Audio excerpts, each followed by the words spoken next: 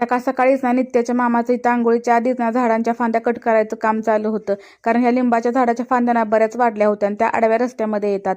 आणि तर नित्याचं मात्र ना ह्या 2 आज्यांसोबत खेळणं चालू होतं. माहेरी आले ना की मी थोडी निवांतच असते, कारण इकडे तिला घ्यायला ना भरपूर माणसे आहेत. नित्या थोडी दमवते, पण बाहेर घेऊन गेले ना की ती छान खेळते. ही नित्याला ना अजिबात अंगाशी झटलेलं आवडत नाही, पण ही आजी मात्र ना तिच्याच मागे लागलेली असते. म्हणून नित्या ना तिला उरपाटा मारायचं काम करत होती. माहेरी आलं की थोडा जास्तीच आळस अंगात भरतो, कारण माहेर म्हटलं की आपण मोठे असलो ना तरी लहान होऊन जातो. माझं अजून ब्रश करणं चालू होतं, तोपर्यंत मम्मीने ना इकडे नाश्त्याची तयारी केली होती. रात्रीचा भात नाही ते नाश्त्यामध्ये फोडणी टाकला होता. मस्त सगळ्यांनी नाश्ता वगैरे केला आणि मी लगेच आंघोळ करून घेतली. आमच्या मायलेकीच आंघोळ लेट झाल्यामुळे ना आमच्या दोघींचीच कपडे होती. मम्मीने सकाळी त्यांची कपडे ना धुवून टाकली होती, त्याच्यामुळे मोकळ्या अंगाने ना आमच्या दोघींची कपडे मी लगेच धुवून टाकली. मम्मीची इकडे ना स्वयंपाकाची तयारी चालू होती. नित्याला मात्र ना सगळ्या कामात मदत करायची असते, ती आईला ना इथे मदत करत होती. दुपारी ना सगळ्यांनी मस्त असं सोबत बसून जेवण केलं. असे सगळे सोबत असले तर 2 घास जास्तीचे जातात नाही का. नित्याची मात्र गावाकडे आल्यापासून ना मजा चालू आहे, कारण नित्यासोबत खेळायला ना कोण तर येतच असतं.